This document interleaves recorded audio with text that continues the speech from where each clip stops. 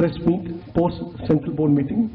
We have with us Honorable Finance Minister Srimati Nirmala Sitharaman, Honorable Minister of State for Finance Shri Pankaj Chaudhary, and Governor Reserve Bank of India Shri Sanjay Malhotra. We also have with us the top management, our Deputy Governors from Reserve Bank of India. Madam, there are 25 participants from the media, and with your permission, we can now take questions from the media. Thank you, Madam. I'll request all media persons to ask only one question so that everyone gets a chance. I will request Ms. Deepshikha Sikarwar from ET to ask the first question.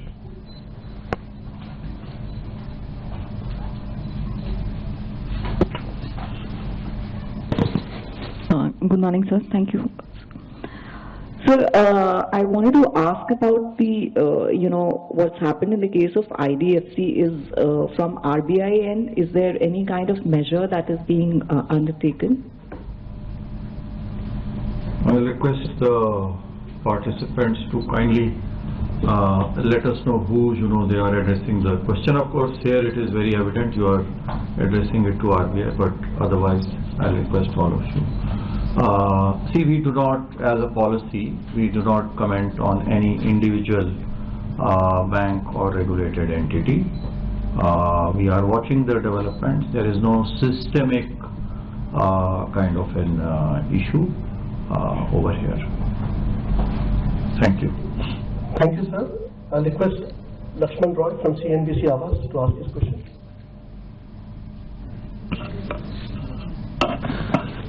RBI governor से मैं Lakshman CNBC आवाज से। मेरा सवाल यह है कि जो विकसित भारत का लक्ष्य रखा गया 2047 तक, उसमें बैंक के कितने क्रेडिट ग्रोथ की आवश्यकता रहेगी, किस रेट से, और खासतौर से पब्लिक सेक्टर बैंक क्या इतने कैपिटल के लिए इक्विप्ड है या फिर उसमें कुछ स्पेशल स्टेप्स लेने की जरूरत है?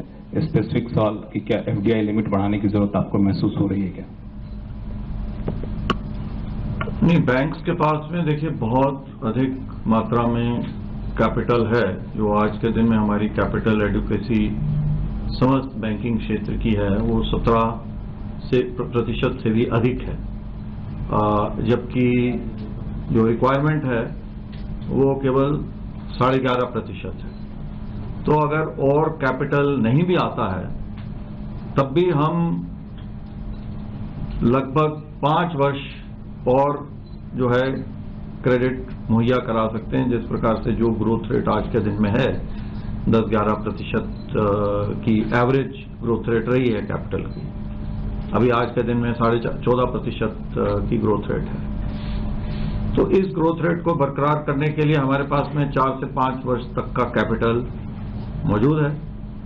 आपको ये भी मालूम है कि पिछले वर्ष काफ़ी अधिक संख्या में न केवल डोमेस्टिक बल्कि फॉरेन कैपिटल बैंकिंग क्षेत्र में और साथ ही साथ NBFC क्षेत्र में रिकॉर्ड इन्वेस्टमेंट या तो हुआ है या उसकी कमिटमेंट हुई है। लगभग 1 लाख करोड़ रुपया का फॉरेन कैपिटल ही इसमें आया। तो ये इस बात को दर्शाता है कि हमारा जो बैंकिंग और NBFC का जो क्षेत्र है, जो पिछले 10 वर्षों में जो कार्य किया गया बैंकिंग क्षेत्र के द्वारा, RBI के द्वारा, गवर्नमेंट के द्वारा, विशेषकर कि पब्लिक सेक्टर बैंक्स में जो गवर्नमेंट के द्वारा जो कार्य किया गया, उससे न केवल कैपिटल एडिक्वेसी इंप्रूव हुई, लिक्विडिटी जो है बेहतर हुई, प्रॉफिटेबिलिटी इंप्रूव हुई, एसेट क्वालिटी NNPA आज के दिन में 0.5% से भी कम है, और साथ ही साथ जो गवर्नेंस इम्प्रूव हुआ, जो पूरा सिस्टम जो इम्प्रूव हुआ है, जो उनके अप्रेजल की कैपेसिटी है, कंप्लायंस की जो कल्चर है, जो कि ये कुछ एक सॉफ्ट चीज़ें हैं, उनमें भी जो पिछले 10 वर्षों में बेहतरी हुई है। तो हम बिल्कुल निश्चित हैं कि आगे आने वाले वर्षों में जो भी भारतीय अर्थव्यवस्था की ज़रूरतें हैं उनको हम पूर्ण कर सकेंगे। धन्यवाद sir. Next question from Ms. Srini Chaudhary from NDTV Profit.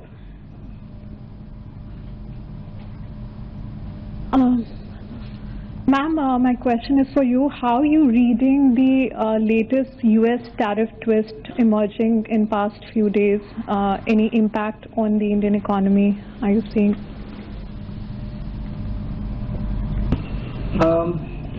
On the Indian economy, I think it's a bit too soon for me to comment. But on the trade particularly, aside from the Indian economy in general, the Commerce Ministry is reviewing the situation. The delegation will have to take a call on when they're going to go for further negotiations. So it's a bit too early for me to comment. Thank you, madam. Next question from Deepankar Kumar from PTI. Good afternoon, ma'am. Good afternoon, sirs. This is with regard to one of the announcement made in budget in 22-23 with regard to CBDC. After that, pilot phase was launched, and it's almost 3.5 years. Full-scale launch is still awaited. What are the challenges that RBI is facing, or if you could share the update on nationwide launch of CBDCs? See, first of all, let me clarify that the CBDC is not for the moment. It's not a kind of a substitute for cash. Neither is it, a substitute for the other payments, fast payment systems or other payment systems. It is there, to augment these payment systems that we have in our, and currency systems that we have in our country. We have done a number of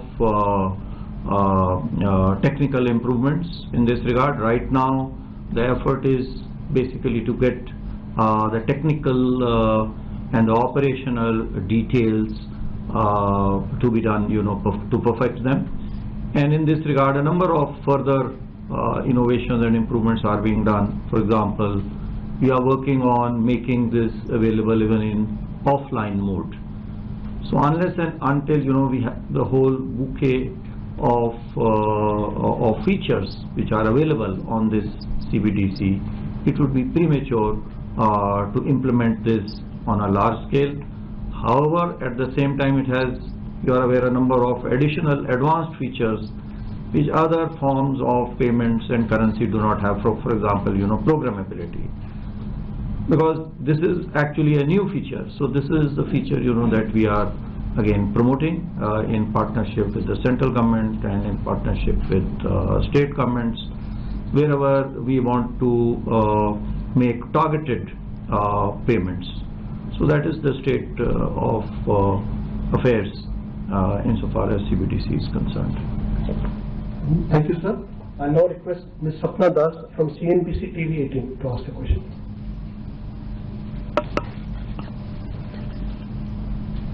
Good afternoon, ma'am. Sapna here. Good afternoon, sir.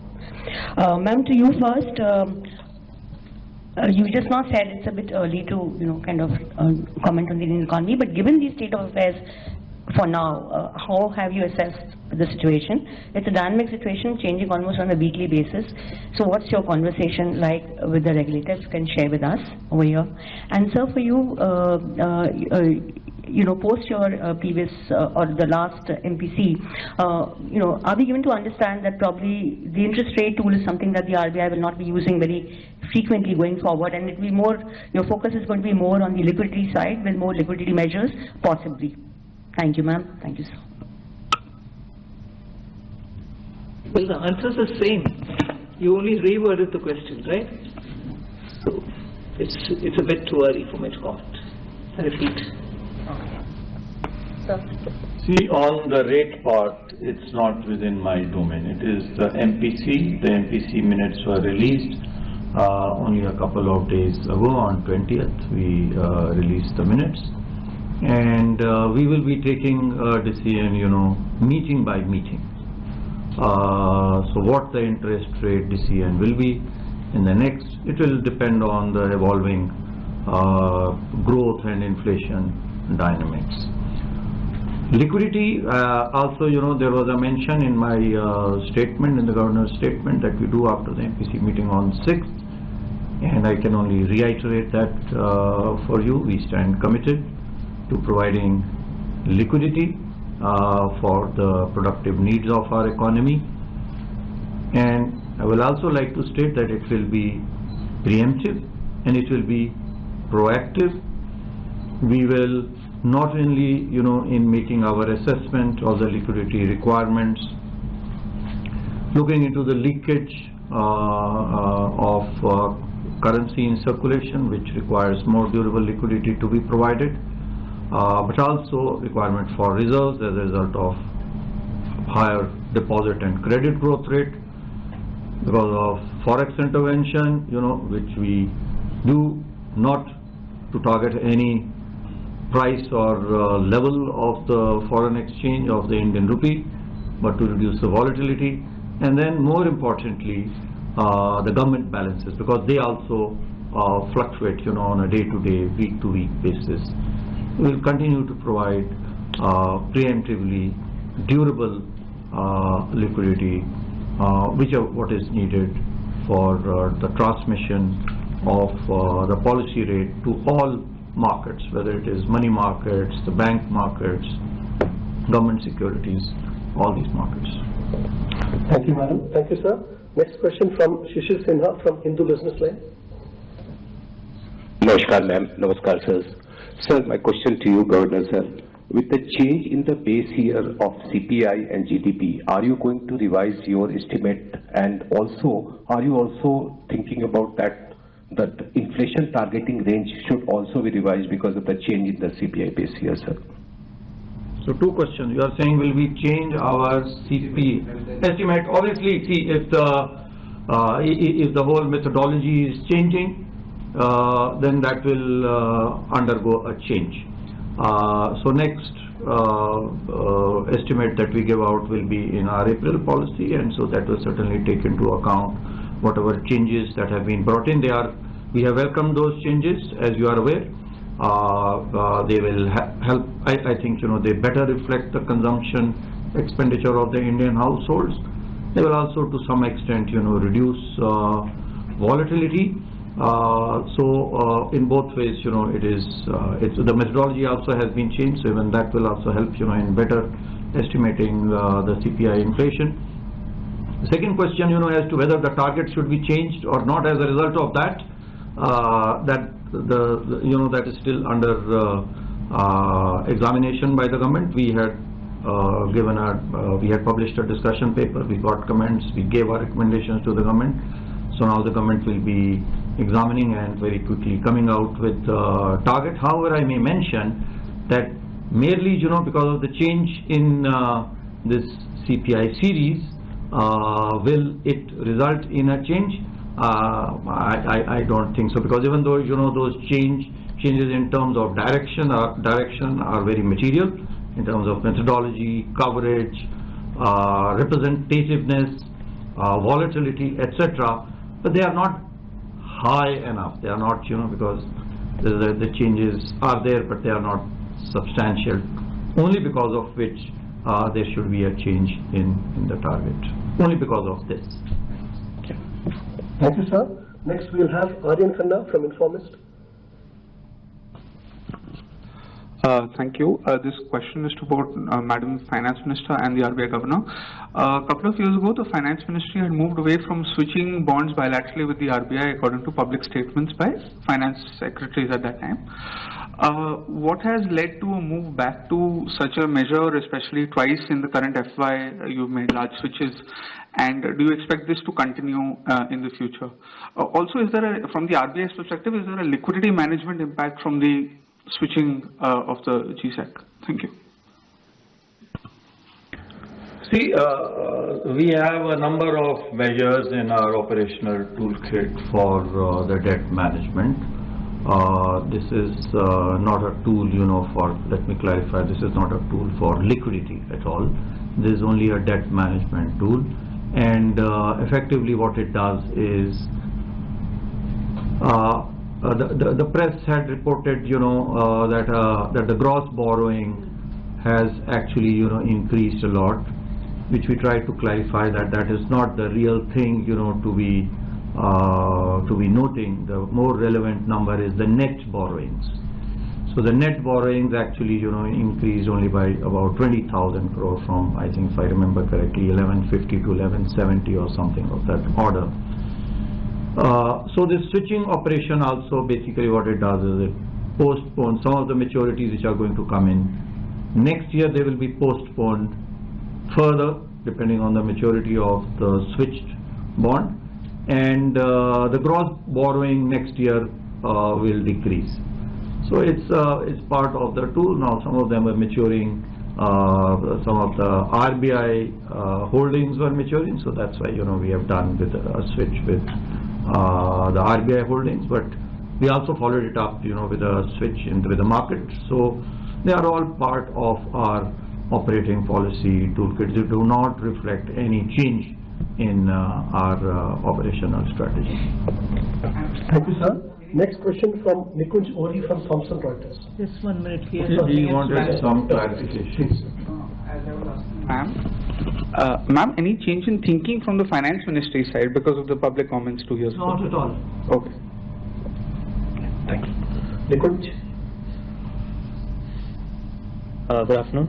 My question is for the Governor. So the market participants have sought government's intervention on review of some of the bank guarantee collateral requirement norms that the RBI came up with. So that seeks to double the cash requirement as a collateral. So will there be a review on that?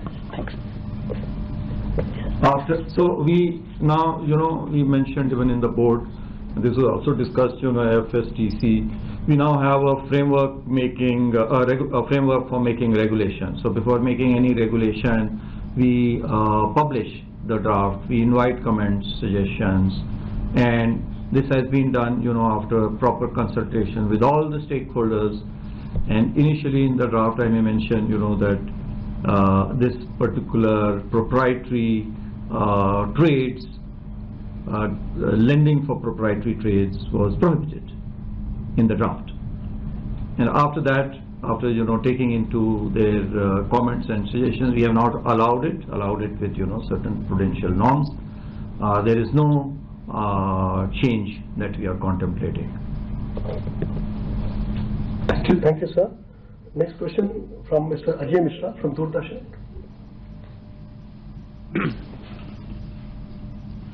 Sir धन्यवाद। Sir पूरी अर्थव्यवस्था में महंगाई लगातार काबू में है। आगे जाते हुए खासतौर पर जो ग्रामीण क्षेत्र हैं और एमएसएमई सेक्टर है, उसमें जो हम लोग लोन देने जा रहे हैं उसको लेकर के क्या आपने रिव्यू किया है? क्या वो सफिशिएंट है या उसमें और भी थोड़ा सा बेहतर करने की उम्मीद है? क्योंकि आज ही प्रधानमंत्री ने पत्र लिखा है बैंकिंग सेक्टर में बंगाल के लिए खासतौर पर, लेकिन उसमें और भी इम्प्रूवमेंट का उन्होंने संकेत दिया है। Sir thank you. ग्रामीण क्षेत्र और लघु और मध्यम उद्योग क्षेत्र हमारे लिए बहुत महत्वपूर्ण है।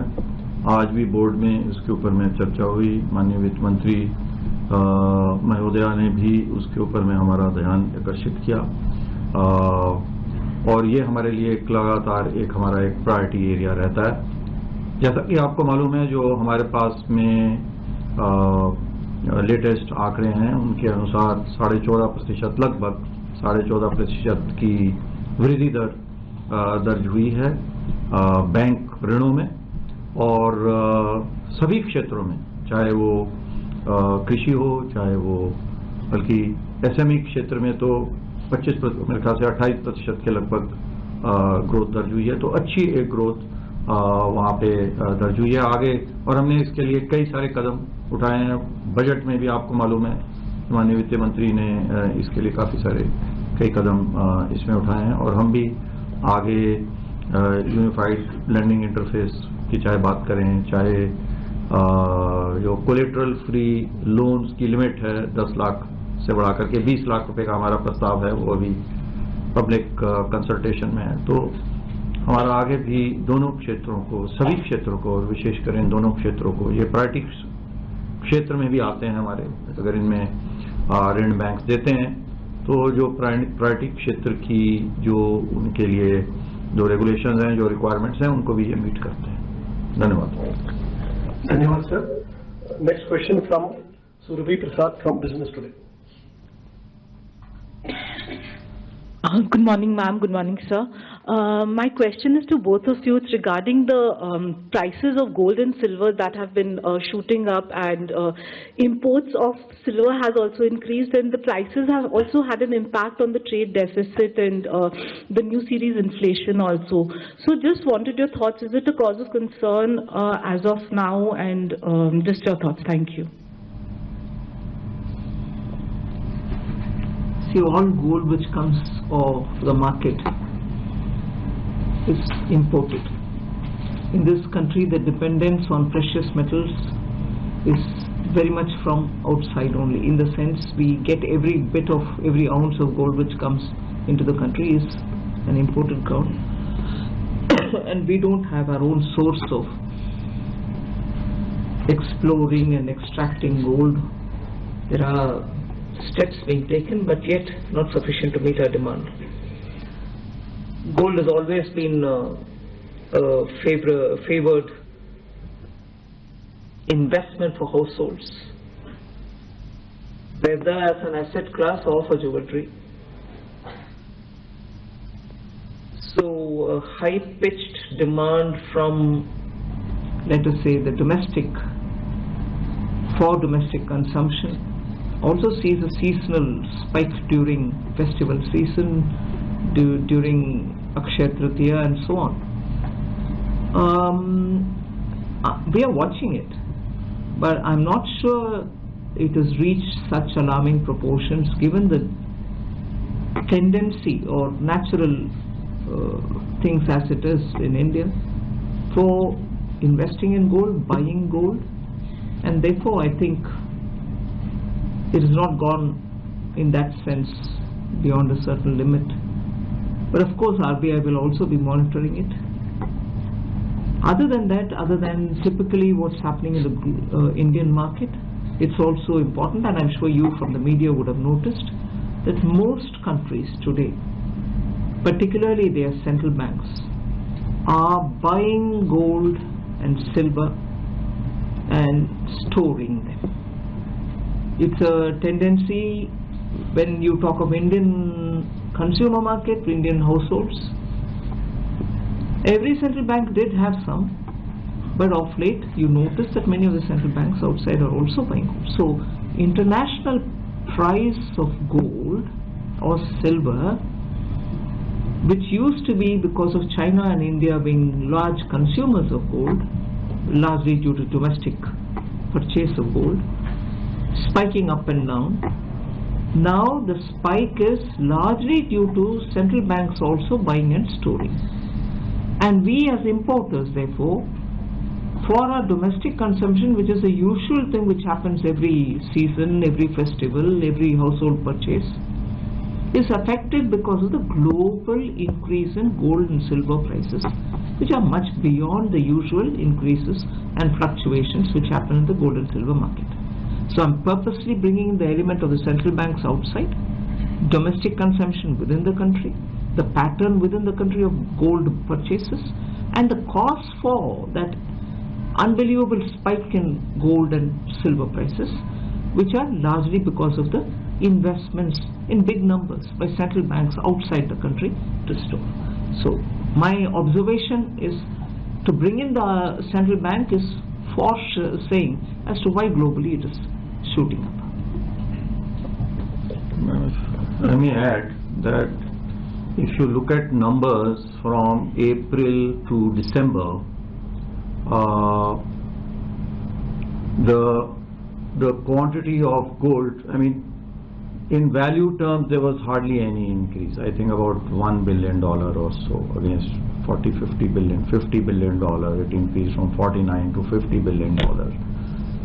So till December, value terms didn't increase despite increase in prices, because whatever was the increase in prices was offset more or less by the decrease in the volumes of imported gold. It's only in January, we are still analyzing those numbers, that there has been a sudden spurt in value as well as in volume.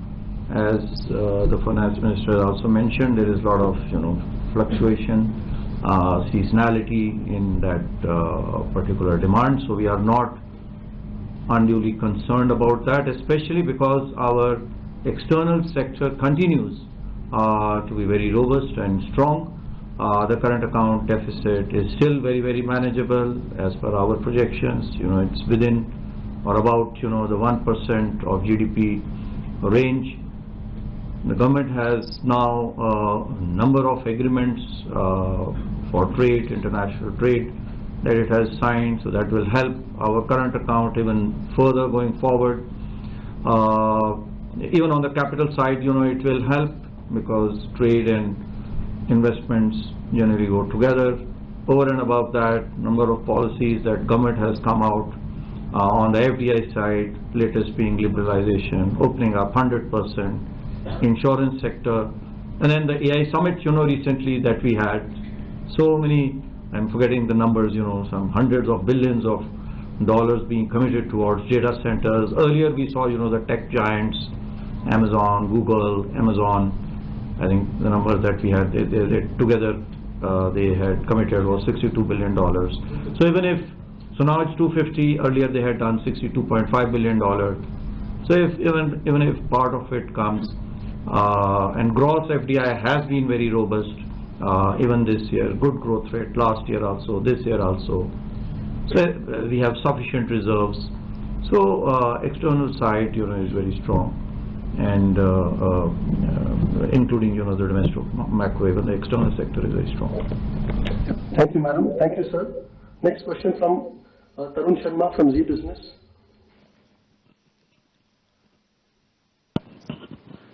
Thank you, ma'am. My question on the budget announcement on high-level committees. So, sir, what should be the terms of references? Will it be included the restructuring of banks, FDI limit, and corporate governance? And was it discussed in today's board meeting also? And what was the discussion in the board meeting which happened today? Thank you. You asking me or government? It's both. It wasn't discussed in the board meeting, but I mentioned it, Governor mentioned it from his side. The mention also did not have anything to do with the terms of reference that will have to be framed. It was a mention that it's a good step, we need to do it, and only to that extent the mentions happened. There were no discussion, and particularly not on the terms of reference. I don't have anything to add, but we welcome it, we support it, from the RBI, and we'll work with the government in whatever ways the government would like us to work, so that the banking system is strong, but continues to be strong and becomes even stronger, so as to be able to meet the needs of the Indian economy. Thank you, madam. Thank you, sir. Next question from Shailesh Yadav from ANI. Sir, आज की बैठक में और क्या क्या बातें हुई जो आप हम लोगों को बता सकते हैं? और दूसरा सर, जो रुपी का लेवल है उसको लेकर कोई बात हुई आज की बैठक में, और किसी तरह कोई कंसर्न है रुपी के लेवल को लेकर? आज जो बैठक में जो भी बात हुई उसका हम प्रेस रिलीज सबके लिए जारी करेंगे, उसमें रहेगा। रुपए के लेवल के ऊपर में कोई बात आज नहीं हुई। Thank you sir. Next question from Ms. Meghna Mittal from Money Control. Hi, Meghna Mittal from Money Control. Ma'am, the recent developments that are happening, we are seeing in the US, have they nullified all our efforts that went into this finalizing of the trade deal with US? And it has brought back a lot of uncertainty that we were hoping to do away with on the global level. So is that uncertainty a worry again now? Uncertainties have continued to be a worry always, and I wish whenever the agreement gets done, and I don't see that being the only reason to abate any uncertainty. Uncertainties can come and go, so that's all right. We are on a very clear path of wanting to have trade deals done. We have done it with the EFTA countries, we have done it with Australia, we have done it with New Zealand, with UAE, with Qatar, with Oman, and also with the United Kingdom, now with the EU. So therefore our attempt to have a trade agreement will go on with countries, and therefore because we want Indian economy to have the advantage of trading globally and being able to reach global markets. So that will go on. Thank you, madam. Next question from Jyotsna Singh from Financial Times. Okay. We'll move on from Prasanta Sahu from Financial Express. To the Minister and Governor, both Finance Ministry and the Reserve Bank of India were working on National Financial Information Registry for some time back. We heard about that. So what is the status on that? Is that bill coming or it is being dropped? No, the bill is, we have had multiple rounds of discussion with the government and with all the stakeholders, and most of the contours and the framework of the NFIR have been finalized. We are giving final touches in RBI.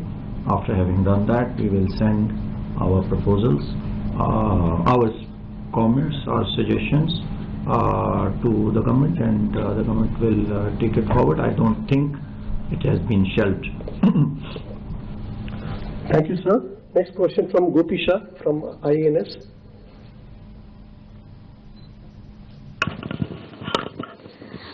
This question is for ma'am. Ma'am, is there any specific plan to reduce capital outflow?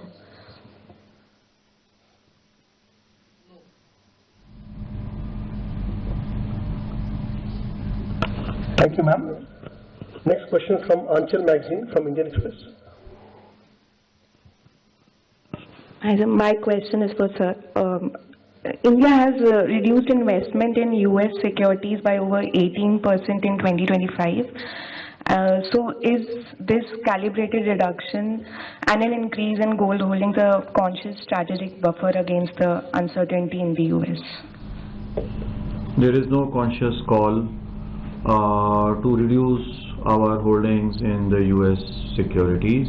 I think what you are referring to is the increase in gold holdings because of changes in valuations. So most of these changes that you are saying is because the valuations of gold have changed, or that of even other countries have changed as a result of the change in the exchange rate between US dollar has, as you are aware, it's weakened. So most of the changes that you have seen are because of changes in valuation. Thank you, sir. Next question from Vikas Dhoot from Business Standard. Hi, ma'am. Hi, sir. Just a quick thing on this. We're seeing an improvement in credit growth from banks across sectors in recent months. But there is a challenge banks are facing on, keeping up on the deposit side. The CD ratios are at almost record highs for several lenders. So do you see whether any discussions on this, especially ma'am had earlier said that, banks must focus on their core banking operations, and, RBI has sort of announced proposed curbs on, third-party product selling by banks, so that, the focus of core banking remains. So were there any measures discussed on how do we help banks mobilize more deposits, including maybe rationalization of the small savings rates? Deposit growth as credit has, both of them go together. Mostly credit growth rates and deposit growth rates, they go together. They are very highly correlated. Every credit, rupee of credit creates, a rupee of deposit.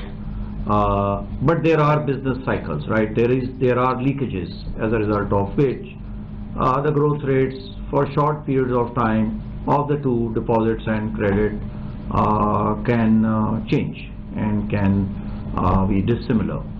So it's a natural thing. Deposit rates have gone up now because credit rates had gone up, credit growth rates had gone up. Deposit rates have also now, gone up. They are about 12.5%. They had gone down to single digits. Moreover, other than deposits, there are other means of borrowings that the banks rely on.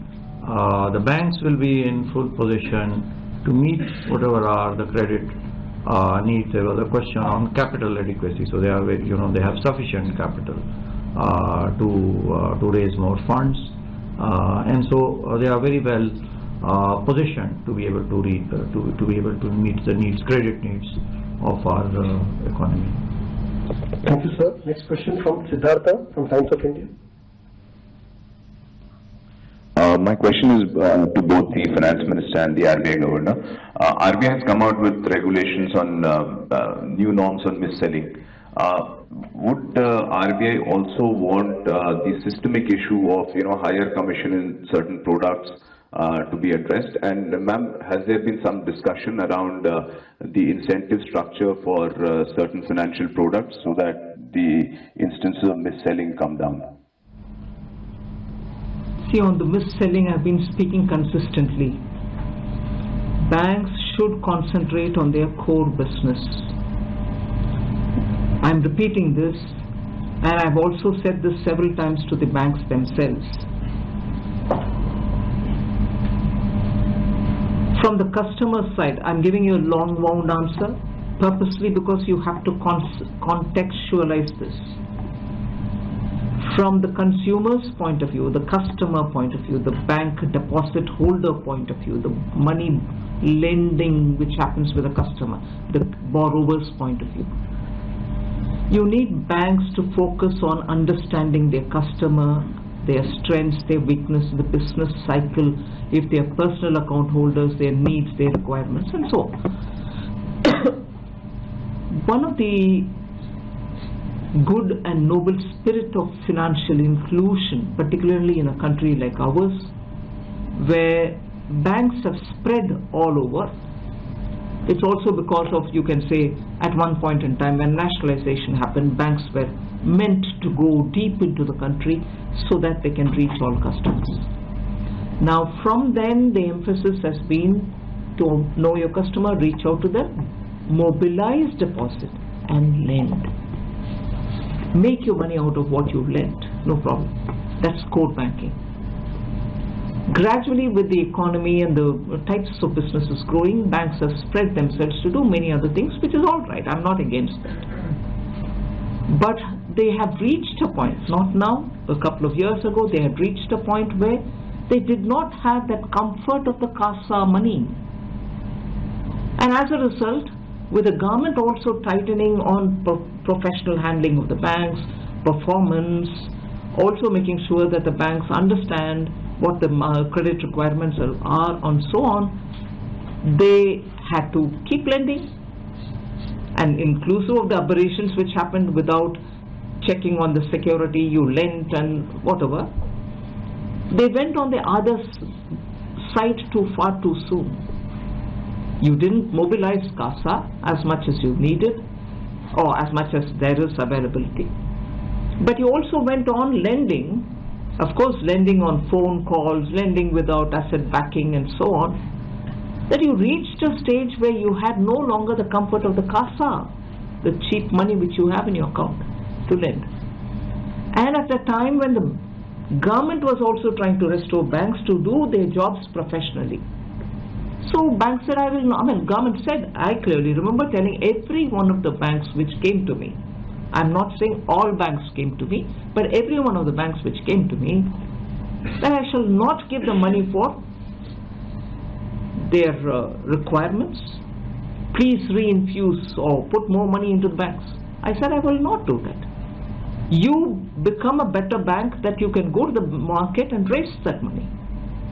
And all this simultaneously happening resulted in a situation where banks had to tie up their race and start running the race, but kept the CASA as not top priority.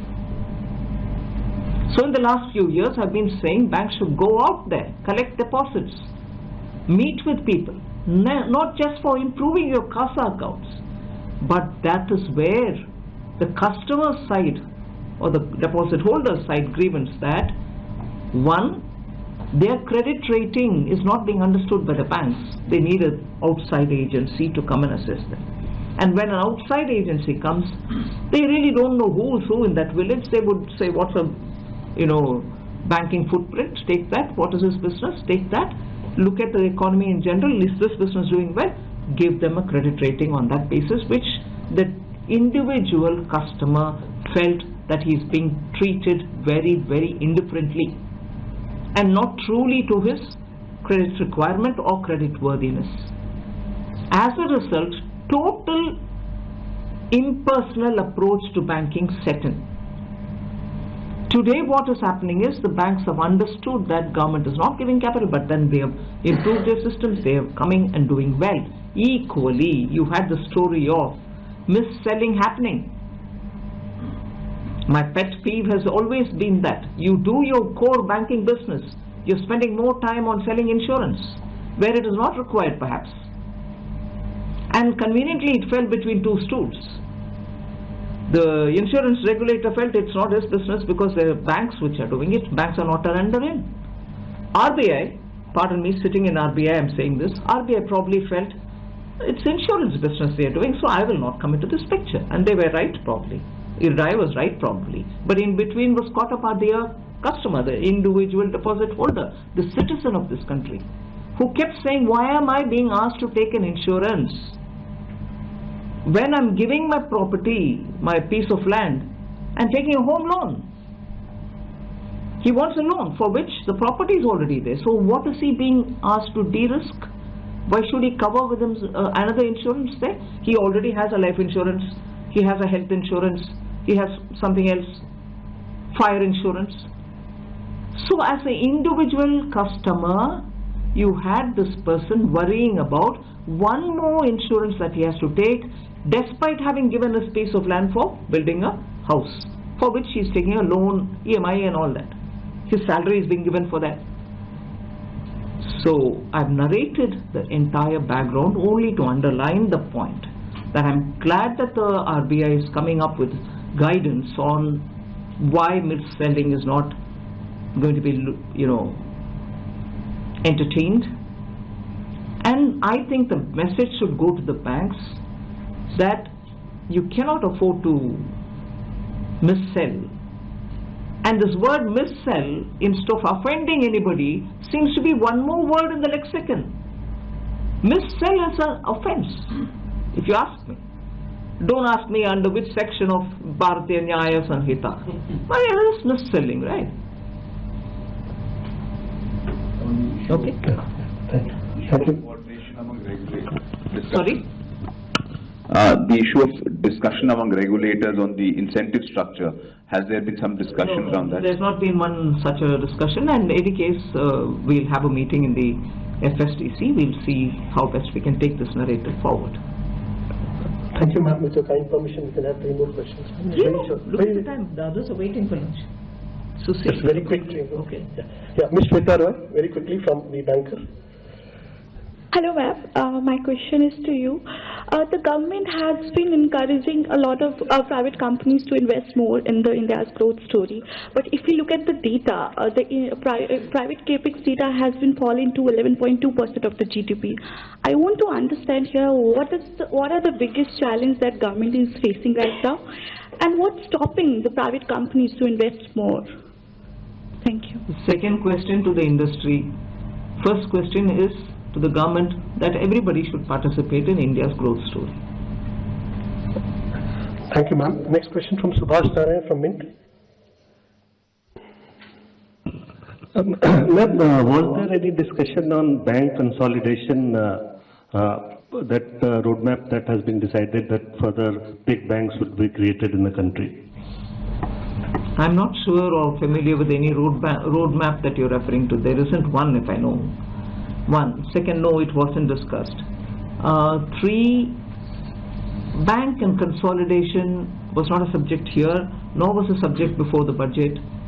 But the committee which is now being appointed, once the terms of reference are given, they will look into every aspect of how to strengthen Indian banking. Thank you, ma'am. One last question from Deepak Mondal from the New Indian Express.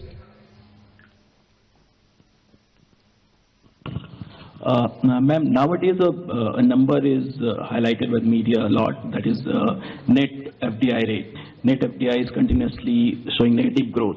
So is it a concern, I mean, for the government or the Reserve Bank of India? More than a concern, I think I want to, and I've been saying this, not that I'm saying this now. You think global capital funds move based on your macroeconomic performance, on your government stability, policy stability, taxation stability, predictability for businesses, and a law-abiding economy. You then expect the flow of the funds to move towards such economies. Now, the economic survey has also very clearly pointed out and raised this very important question, which comes from a curious mind, as I would say. All the fundamentals are fine. The indicators are very clearly indicating that next couple of years we will be going at that kind of a level. Stable government, taxation policy, everyone says that there's been absolute certainty. So you would expect the funds to flow towards such economies like India, on the top to India. But it doesn't come. It doesn't flow in that sense. So, in fact, I did mention this even when I met with the US-India Strategic Policy Forum, USISPF. So if this is the common principle through which the fund flows should happen, and it doesn't happen to India, I wonder what are the other reasons which are holding them back. Certainly they are not economic or commercial reasons. They are not reasons based on the economy and its strength. They are something else. They're probably strategic. They're probably global politics. We don't know. So the theory, as per theory, if the funds have to flow to India, we have every reason for the fund to be attracted towards India. But if it doesn't flow, all of us will have to see what is holding it back. Thank you, ma'am. It's an important point when you mentioned correctly that it is net FDI. Gross FDI is increasing. Last year it increased by about 14–15%. Even this year gross FDI has increased, and the growth rate is also high. I do not have the numbers. It's because of repatriations of those people who had done earlier FDI that it's gone out, that the net has decreased. And similarly, our people, because now they are feeling stronger, emboldened, the various measures taken domestically to strengthen our economy, they are going and investing more so abroad. So because of that, the net FDI is not as high as we would like it. Thank you, ma'am. Thank you, sir. With this, we come to the close of this press meet. I'd like to sincerely thank Honorable Finance Minister, Honorable Minister of State for Finance, Governor, Reserve Bank of India, Deputy Governors of RBI, RD New Delhi, officials from PIP, and members of the media for their participation. I wish you all a good day ahead. Thank you very much. If you like this video, then like, share, and subscribe to Mirror Now.